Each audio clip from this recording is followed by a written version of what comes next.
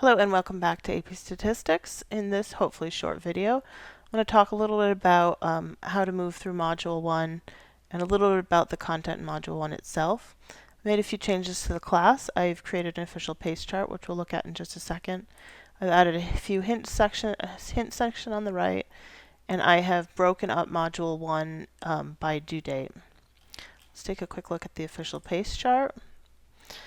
So the pace chart, I have chosen Tuesday to be the due date for items by midnight on Tuesday. Hopefully you're going to bed at a reasonable time and you're not staying up till midnight to do these.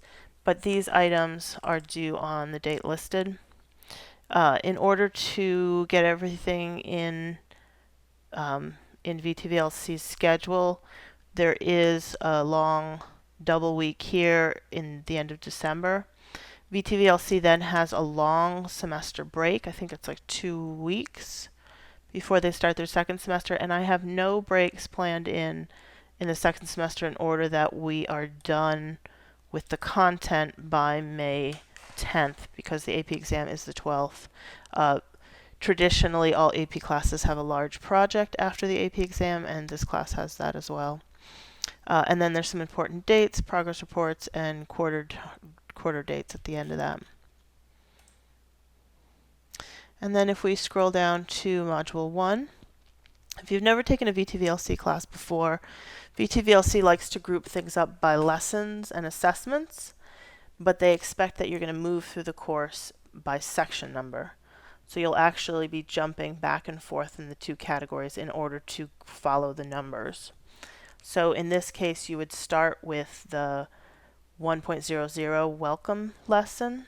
You would then, since there's no assessment that goes with it, you'd then move on to the next lesson, the 1.00 lesson, and then you would come down, and before you moved on to the next lesson, you would complete the assessment that went with that lesson.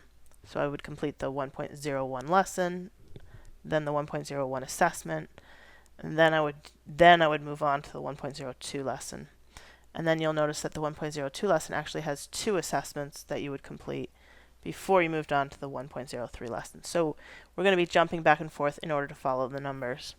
And I have grouped things that way all the way through in Module 1, and I will follow this through in the next modules, but I have not yet. There are a couple things I would like to point out in this week's lessons. In the welcome, the video's not loading for me. I'm not sure if it is a Java issue or a Flash issue. If it's not loading for you as well and you really want to see it, you can always come to the VTVLC website, click on Help Desk, and you can create a new support ticket. And that will let VTVLC know that you're having trouble accessing that source. In this case, the welcome video is probably not that critical. You can click to read a text version of it, and it talks a little bit about the importance of statistics. And then if you scroll down a little bit, you'll notice that there's this Module 1 checklist in which they approximate how long they think each section will take. So when they say lesson here, they actually mean the lesson and any assessments that go with it. So they think the 1.01 lesson and its assessment will take you about 30 minutes. Remember, the approximate time is, the average of all the different students. So some students may be much quicker than this. Some students may take significantly longer. It really depends on you, what prior knowledge you have, whether you've gotten enough sleep that day.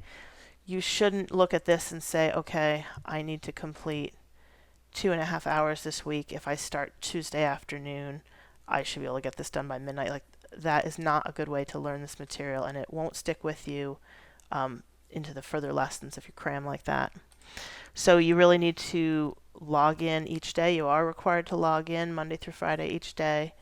I can check all of your clicks and everything like that. I can certainly see when you log on. VTVLC actually, this software actually records all of your actions in the class. So how long you pause on lessons, how long it takes you to do assessments, all that is in there somewhere, and I can go through the reports if I really want to, and I can dig that information out. So you really should be doing a certain amount every day. And early on, if we go back to the PACE chart, early on you'll see that you probably need to do one lesson with its assessments each day.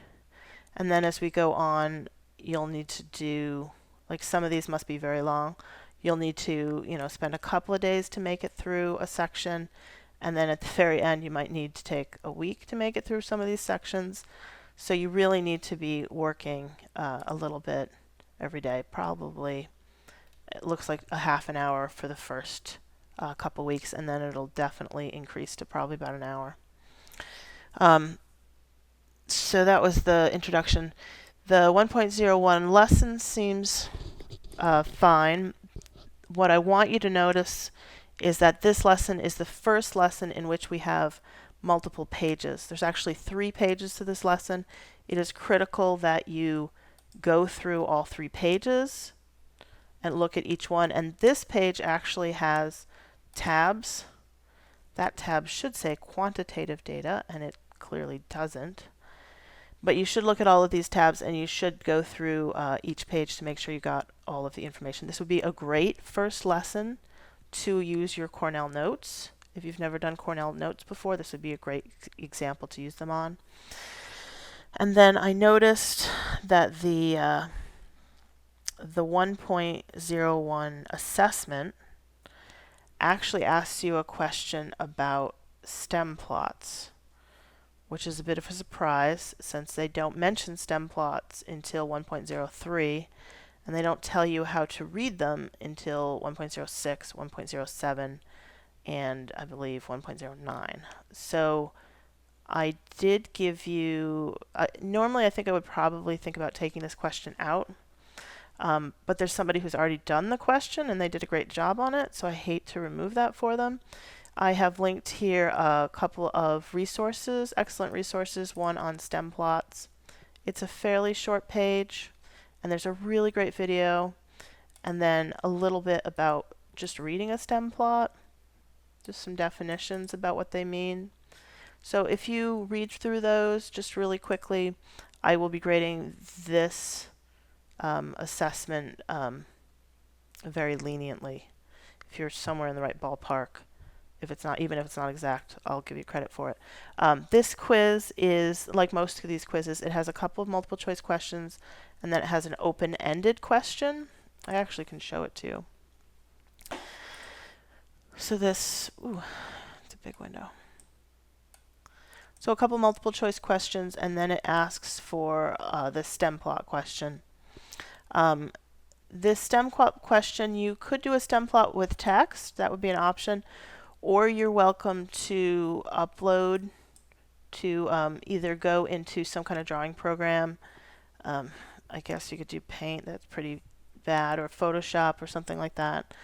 And then you could save that file and upload it here. Or you could draw it on a piece of paper and then take like a cell phone picture and upload that file here. I need to be able to read it, but as long as it's legible, I'm willing to take, pretty much any source for these different graphs. You're going to have to do a pie chart, I believe, in 1.02. Yep, I think you have to draw a pie chart here. So you'll need to have some way to draw a pie chart either on paper or in a graphics program to upload it. And I believe that is all I wanted to talk about right now.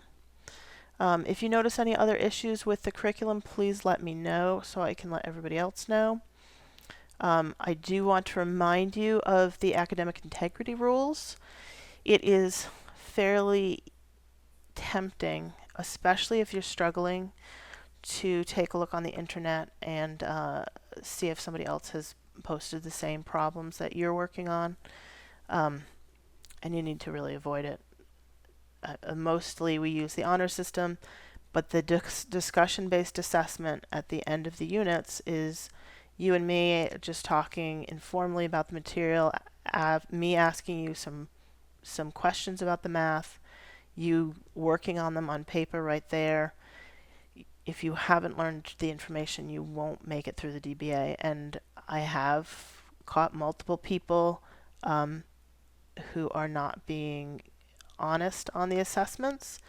It is just as easy for me to find the solutions that you steal off the internet as it is for you to find them. And my Google Foo is excellent. So this turned into a long video again. If you have any more questions, please let me know. Otherwise, I look forward to talking to you and grading some of these assessments. I do intend to add one more assessment this week in the next day or so, which is going to be a quick discussion to have everybody just introduce themselves. And I hopefully will talk to you soon.